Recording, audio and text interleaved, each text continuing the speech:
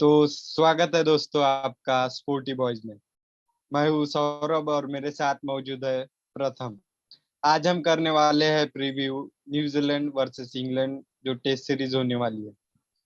ये मतलब इंग्लैंड के दृष्टिकोण से देखा जाए तो ये सीरीज 2 साल बाद वो अपने घर पे खेलेंगे। तो लास्ट मेमोरी है उनकी उनके घर में वो है 2019 सितंबर में जो सीरीज हुई थी, एशेज सीरीज, ऑस्ट्रेलिया और इंग्लैंड के बीच। जो आइकॉनिक मोमेंट था, मतलब जो बेन स्टोक्स ने उनको जिताया था वो मैच। लायन ने वो स्टंप वो मिस कर दिया था, रन आउट।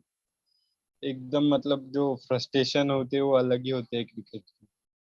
तो और न्यूजीलैंड के दृष्टिकोण से देखा जाए तो मतलब वो उनके लिए जो WTC फाइनल है, उनके उससे पहले उनके लिए एक अच्छी प्रिपरेशन है। 2 टेस्ट मैचेस की उनका वार्म अप जैसा, मतलब उनका टेस्ट सीरीज भी होने वाली है, जिससे इंग्लैंड को भी फायदा हो जाएगा, मतलब जो लॉसेस जो हुए हैं कोरोना के वजह से, तो वो भी रिकवर हो जाएंगे।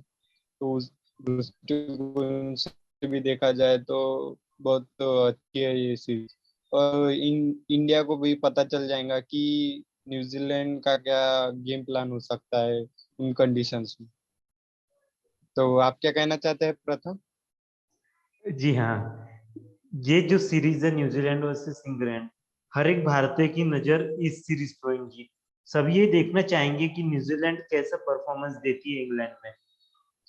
ये ये बहुत इंटरेस्टिंग बात है कि दोनों टीमों का जो मोटिव रहेगा वो अलग अलग रहेगा। इंग्लैंड चाहेंगी कि जो अभी उन्होंने इंडिया के साथ होम सीरीज, मतलब इंडिया में जो उनकी सीरीज हुई थी जिसमें उन्होंने उनको करारी हार मिली थी 3-1 से, तो वो जो भी स्कार्स है वो सब मिटा के वो एक नई शुरुआत करना चाहेंगी।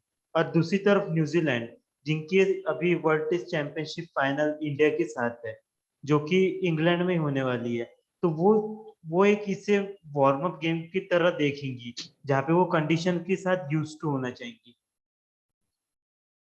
हाँ, सही और बात है। और लेकिन हमको ये नहीं भूलना होगा कि इंग्लैंड के साथ जो उनके ऑलराउंडर है बेन स्टोक्स, और उनके फास्ट बॉलर जो आर्चर, वो मौजूद नहीं रहने वाले हैं। तो उनके लिए फिर भी ये चुनौती भरी टेस्ट सीरीज होंगी, क्योंकि न्यूजीलैंड की बॉलिंग जो है वो अभी तक के न्यूजीलैंड के इतिहास में सबसे अच्छी फास्ट बॉलिंग मानी जाती है। जिस तरह से वो स्विंग कराते हैं और वो कंडीशन उनको बखूबी से सूट करती है। जी हाँ, कंडीशंस के मामले में इंग्लैंड और न्यूजीलैंड लगभग सेम है, बट उसमें पिचेस और बॉल का फर्क पड़ जाता है। न्यूजीलैंड की पिचेस थोड़ी अलग रहती है, इंग्लैंड की थोड़ी अलग रहती है। और न्यूजीलैंड में जो बॉल यूज किया जाता है कुकाबुरा का, वो बिल्कुल डिफरेंट रहता है ड्यूक्स के बॉल से। कुकाबुरा का बॉल ज्यादा देर तक स्विंग नहीं होता है, पर ड्यूक्स का बॉल अच्छे लंबे समय तक स्विंग होता है अगर उसे बॉलिंग टीम अच्छे से मेंटेन करी तो। और ये भी बात है कि न्यूजीलैंड की तरफ से ट्रेंट बोल्ट, उनके स्टार बॉलर, ये भी अनअवेलेबल रहेंगे। यहाँ वो वर्कलोड का वो कुछ कह रहे थे। और हमको ये भी नहीं भूलना होगा कि जो डुओ है स्टुअर्ट ब्रॉड और जेम्स एंडरसन का, वो भी कहर बरपा सकता है, क्योंकि उनके तो घर की कंडीशन उनको पता ही है, होम कंडीशन क्यों वाकिफ है उनसे। और अभी तक इंग्लैंड क्रिकेट ये करते आ रही थी, वो रोटेशन पॉलिसी यूज कर रही थी कि टेस्ट मैचेस में जिमी एंडरसन और स्टुअर्ट ब्रॉड एक साथ हमें दिखाई नहीं दे रहे थे। पर जो मेरा जो सिक्स सेंस कह रहा है कि कल हमें वो दोनों एक साथ खेलते हुए नजर आ सकते हैं, क्योंकि एक तो जोफ्रा आर्चर हाँ, अनअवेलेबल है, और साथ ही में इंग्लैंड क्रिकेट बोर्ड ने स्टुअर्ट ब्रॉड को वाइस कैप्टन घोषित कर दिया है। तो इसकी पूरी पूरी आशंका है कि जिमी एंडरसन, स्टुअर्ट ब्रॉड साथ में खेलते हुए नजर आ सकते हैं। और माइकल वॉन का भी एक बयान आया था कुछ दिन पहले कि मैं चाहता हूँ कि दोनों जो स्टार बॉलर्स है, स्टुअर्ट ब्रॉड और जिमी एंडरसन, वो दोनों एक साथ खेलते हुए नजर आए। हाँ, मुझे भी लगता है कि वो दोनों एक साथ खेलने वाले हैं। और जो हम देख सकते हैं जिमी एंडरसन का, मतलब वो 18 साल से खेलते आ रहे हैं। कोई बैट्समैन भी इतने मतलब सचिन के अलावा तो वो सचिन ही इकलौता है जो सबसे ज्यादा टेस्ट खेले, 200 टेस्ट।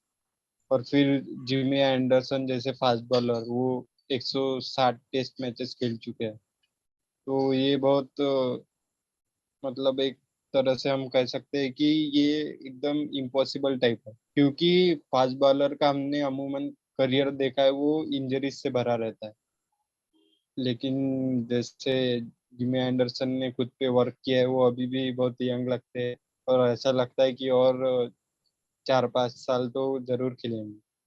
देखिए, इंजरीज जो रहती है वो एक पार्ट पार्ट रहती है क्रिकेटिंग करियर का। बट सबसे मेन बात ये रहती है कि इंजरी होने के बाद आप कमबैक कैसे करते हो। और ऐसा नहीं है कि इन 17-18 साल के करियर में जिमी एंडरसन एंडरसन को कम इंजरीज हुई है। उन्हें भी इंजरीज हुई है, वो भी बाहर गए हैं, पर उन्होंने बहुत अच्छा कमबैक किया है। और इसी के बारे में बेन स्टोक्स ने भी एक इंटरेक्शन करते हुए कहा था कि ये बहुत बड़ी बात होती है कि जिस तरीके से वो अपने गेम को टाइम देते हैं, जितना डेडिकेशन हार्ड वर्क के साथ वो मेहनत करते हैं, और इंजरीज होने के बावजूद भी जो वो कमबैक दिखाते हैं, वो एक लाजवाब बात है।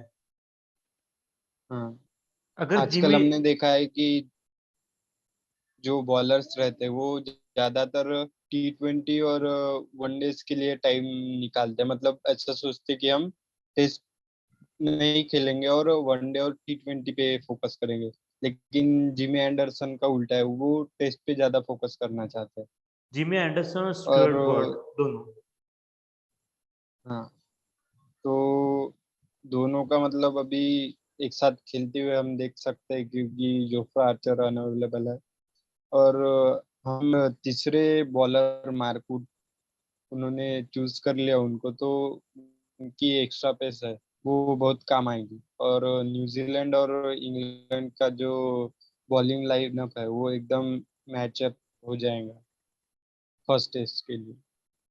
जी हाँ। और बैट्समैन की तो वहाँ पे हमेशा टेस्ट में टेस्ट लेती है बॉलर्स, इंग्लैंड के सरजमीन पर। जी, अगर आपको मैं जिमी एंडरसन का एक ओवरव्यू बता दूं टेस्ट का, तो उन्होंने खेले 160 मैचेस, जिसमें 297 इनिंग्स है, और 614 विकेट्स है, 26.46 की एवरेज, और 2.84 की इकोनॉमी। इकोनॉमी तो इतनी कुछ मैटर नहीं करती है, बट मैटर नहीं उनके करती। उनके 5 विकेट हॉल्स 30 है, और 10 विकेट 3 बार, जो कि एक लाजवाब आंकड़ा है। हाँ, क्योंकि एक फास्ट बॉलर को इतने विकेट्स तो बहुत ही मतलब अच्छे स्टैट्स मान सकते हैं, क्योंकि हमने देखा है कि स्पिनर्स का बोलबाला रहता है अमूमन ज्यादा विकेट्स लेने में टेस्ट में। लेकिन क्योंकि फास्ट बॉलर ज्यादा अपना करियर लंबा नहीं कर पाते। हाँ, जो जिमी एंडरसन का हमने करियर देखा है, और जो जितने विकेट्स उन्होंने लिए वो मतलब हमने देखा है कि स्पिनर्स का बोलबाला रहता है अमूमन टेस्ट में विकेट लेने के मामले में। लेकिन जिमी एंडरसन ने अपना करियर जो लंबा किया है, और उसके वजह से उनको ज्यादा विकेट भी मिले हैं और ज्यादा वो टेस्ट भी खेल चुके हैं मैचेस। तो मुझे ऐसा लगता है कि वो और भी वो 2-3 साल तो जरूर खेल ही सकते हैं, जैसे उनकी फिजिक है, उनकी बॉडी वगैरह है तो। जी हाँ। और इंग्लैंड के विकेट कीपर जो डेब्यू करने वाले हैं, जेम्स ब्रेसली, उनका भी कल डेब्यू होने के मतलब लगभग वो तय हो चुका है कि वो डेब्यू करने वाले हैं। हाँ, आपने वो हसीब हमीद के बारे में सुना है? हाँ जी हाँ। इंडि, हस, हसीब इंडिया अहमद। में आए थे तब बहुत ही वो प्रभावित किया था उन्होंने। तब वो 19 साल के थे, अभी थोड़े 23 साल के हो चुके हैं, लेकिन वो बहुत बढ़िया क्रिकेटर थे। क्या पता उनको भी शायद चांस मिले। लेकिन जो आपने नाम लिया, जेम्स ब्रेसली। उनको भी शायद चांस मिले, क्योंकि उनको पहले सिलेक्ट किया था, बाद में हसीब हमीद को बुलाया गया। नहीं, जेम्स ब्रेसली को इसलिए चांस मिलेगा क्योंकि बेन फोक्स जो उनके विकेट कीपर थे, वो इंजर्ड हो चुके हैं, इसलिए जेम्स ब्रेसली को चांस मिलने वाला है। और हसीब हमीद एक ओपनर है। वैसे तो इंग्लैंड की अभी तक ओपनिंग पेयर इतनी कुछ सेटल नहीं लगी है, बट मुझे लगता है कि जो उनकी पहले की सेटल्ड पेयर थी, मतलब जिनके साथ वो अभी तक कंटिन्यू कर रहे थे, शायद हो सकता है कि पहले टेस्ट में उनको ही चांस मिले। और अगर वो अच्छा परफॉर्मेंस ना हाँ, दे तो शायद थोड़ी आशंका है कि हसीब हमीद हमें दिखाई दे सकते हैं सेकंड टेस्ट में, जो कि 10 तारीख से 14 तारीख के बीच में खेला जाने वाला है। सही बात है। और डॉन सिम्बली और रोरी बंसी हमको दिख सकते हैं। जी। तो और ये भी है कि जब पिछले बार जब खेले थे दोनों टीमें न्यूजीलैंड में 2018 में, तो तब 58 पे ऑल आउट हो गई थी इंग्लैंड। तब बोल्ट और साउदी ने मिलकर मतलब कहर बरपा दिया तब। तो इस बार बोल्ट को जरूर मिस करेंगे फर्स्ट टेस्ट में न्यूजीलैंड, लेकिन वो भी शायद अच्छे से प्रिपेयर कर रहे हैं अपने आप को, मतलब WTC फाइनल के लिए। जी हाँ। तो आपको क्या लगता है क्या हो सकते हुए संभावित 11? तो हम ट्राई करते हैं अपनी तरफ से कि क्या पॉसिबल हो सकती है प्लेइंग 11। तो पहले हम न्यूजीलैंड से स्टार्ट करते हैं। तो ओपनर में शायद टॉम लेथम और टॉम लंडल ही दिखे हमें। जी। उसके बाद विलियमसन आएंगे। उसके बाद रॉस टेलर आते हैं। उसके बाद हेनरी निकोलस। हेनरी निकोलस, हाँ।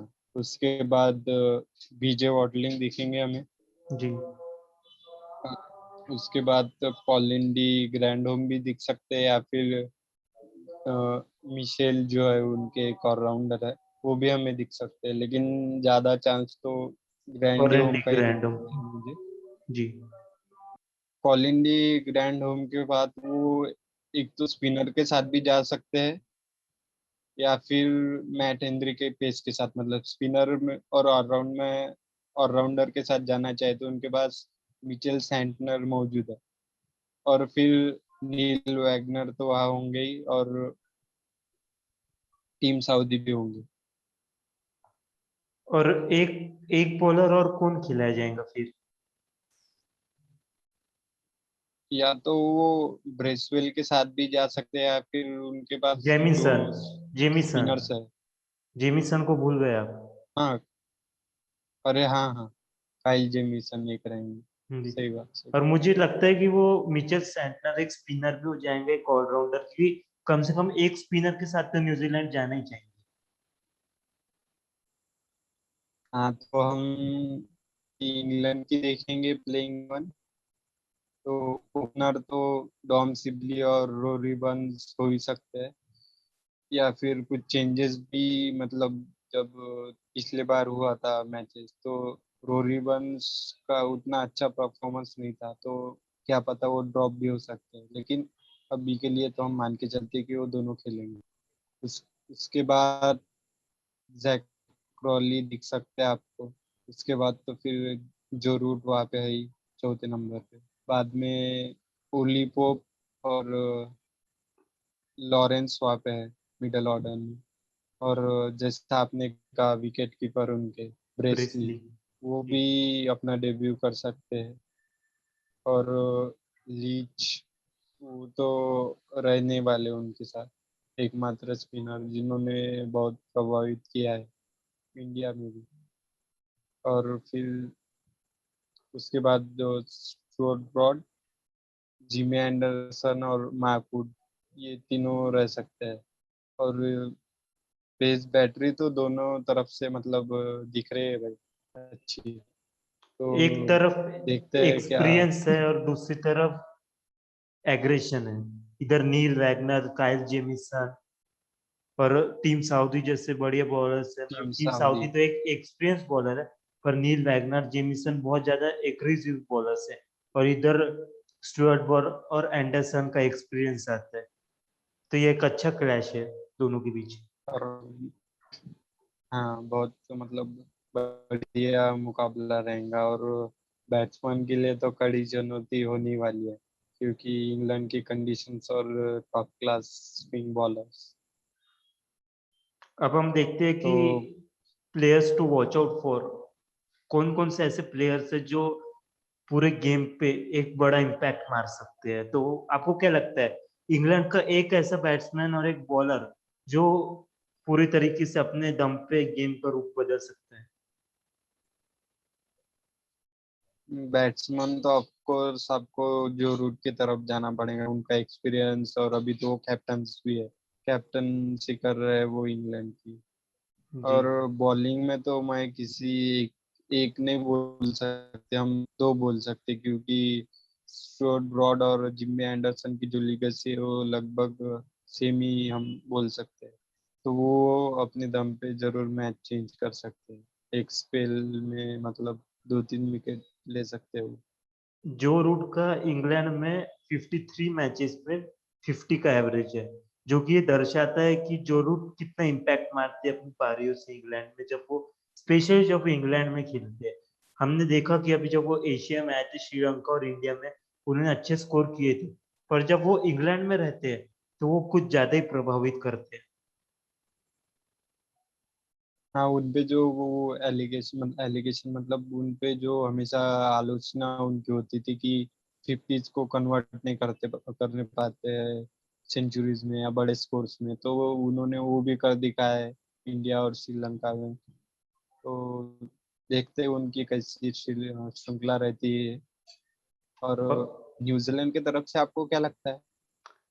न्यूजीलैंड की तरफ से एक ऑब्वियस बात है कि केन विलियमसन जो सबसे बड़ा नाम है पूरी साइड में, जो उनके कप्तान है, वो उनके ऊपर जरूर निगाह रहेंगी, पर उनका साथ रॉस टेलर को देना होगा, क्योंकि केन विलियमसन का इंग्लैंड में मतलब 4 ही मैचेस उन्होंने खेले, 8 ही इनिंग्स है, इतना प्रभावशाली रिकॉर्ड नहीं है उनका। पर अगर केन विलियमसन और रॉस टेलर दोनों अपने कंधे पे अगर ये मैच लेके जाते हैं तो शायद ये इंग्लैंड के लिए मुश्किल पैदा कर सकते हैं। और बॉलिंग में देखा जाए तो टीम सऊदी जो इतने सालों से कंसिस्टेंटली अच्छा परफॉर्मेंस देते आ रहे हैं, उनके ऊपर भी जरूर निगाहें रहेंगी हमारी, कि वो किस तरीके से कायल जेमिसन और नील वैगनर को अपना एक्सपीरियंस शेयर करते हैं, किस तरीके से उनको भी हैंडल करते हैं, वो देखने लायक बात होंगी। नील वैगनर ने जो प्रभावित किया है हमको, तो 19 इनिंग्स में 61 विकेट्स, तो वो भी अच्छे फॉर्म में है। और जो आप कह रहे थे कि केवल 4 ही मैच खेले विलियमसन इंग्लैंड में, क्योंकि ये पहली सीरीज है 2015 के बाद से। तो आप सोच सकते हैं मतलब बहुत मतलब कम जो मैचेस हुए इंग्लैंड न्यूजीलैंड और में, इंग्लैंड के बीच में, इंग्लैंड में। जी, मतलब अभी के जो केन विलियमसन है उनका, वो अभी तक इंग्लैंड में नहीं खेले हैं। ये मतलब हाँ, 5-6 साल पहले के जब आंकड़े मतलब हैं। वो जब वो अपने प्राइम में है, ऐसा कह सकते हैं। जी। हाँ। तो आज के लिए अलविदा लिया जाए। हाँ, चलो। जी। तो आपके पास आता रहेगा मतलब फर्स्ट डे की जो पूरा समरी रहेगी, वो हम आपको जरूर बताएंगे अगले वीडियो में। जी हाँ, अगर आपको हमारा ये शो पसंद आया हो और अगर आप ऐसी शो चाहते हो हमसे, तो प्लीज हमारे चैनल को लाइक शेयर और सब्सक्राइब जरूर करें और हमारा मोटिवेशन बढ़ाए। धन्यवाद।